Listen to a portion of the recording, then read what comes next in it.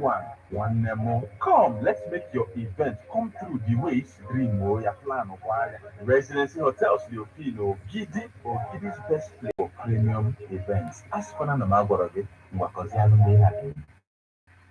There is for a child, Jesus Christ was born on Christmas Day. Christmas this year 2020 is going to be off the hook. Where are my choristers? Kedu ndị ụka anyị ikwu ukwe na-amasị? As Ebonadi103.5FM presents Ebonadi Christmas Carol of 9 lessons live performance Featuring Senior Choir and Teresa Catholic Umuya. Our Ladies Catholic Church Choir Ogidi and the St. Michael and All Angels Anglican Church Choir Ogidi. Ebonadi on-air personalities and many choristers. Nakwa ndị ọzọ. It is happening at the Open Residency Hotel Ogidi, which will take place on the 15th of December 2024. The Christmas Carol party will start by 2 o'clock. For inquiries and sponsorship, please call us on 080-657-96599. Ebonadi 103.5 FM, Christmas Carol. Come, let's worship Christ the Lord, the season of love.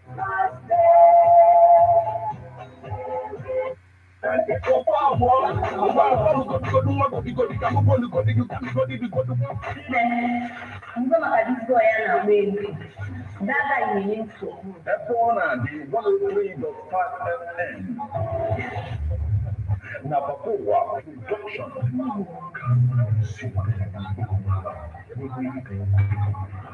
Police for vigilante. Now my business.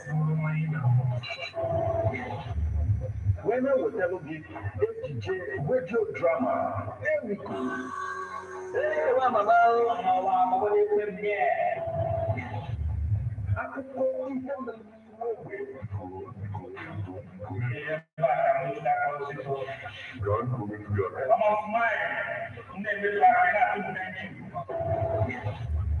HJ radio drama, here we go. Ghana every Monday, 8 o'clock p.m.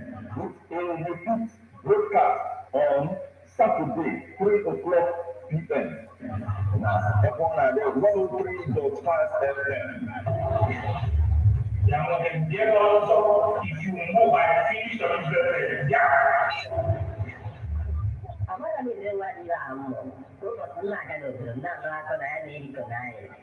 Ke ka ku ya mo na ga ma mo ku na ya mo le.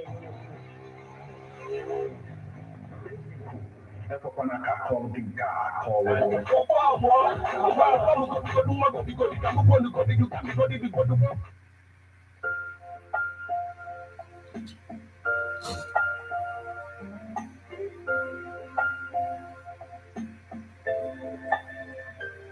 Are you married or single? When you go to the money, you can afford it by your routine on money. In a way, to move in a relationship with him or a marriage, you know, from the beginning of a disposal or Badara, I use such a lasting solution to problem when a marriage came of a relationship. But the master share the problem on Love Clinic 103.5 Ebonadi FM. Such no more, I can never love danger, the love Dustin and a love clinic. So, what you know when a marriage came of a relationship with the organization, number and patient. All of that, after 20 081 38 397740 Mobuna 081 39 25 6742. Mobilin office I 103.5 Ebonadi FM Ogidi. Get email European Hotel opposite Cake City Secondary School Ogidi. For heart-to-heart interaction, give you a chance to go in and when a love life begins together. And I one laugh, keep us together on a 103.5 Ebonadi FM Ogidi. Do you need to be hooked up? Are you hooked already?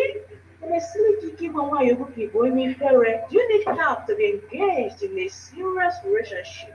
You are in a love clinic 103.5 Ebonadi FM ODT. You can also appreciate each other facility. And I get on a love clinic every Wednesday from 8 p.m. to 9 p.m. and every Thursday from 8 p.m. to 9 p.m. This is the time I am like a gun or where I talk and here can you ride out about the new or the market and join and gazing woman. don't miss this program because it's going to be educating and entertaining with lots of love.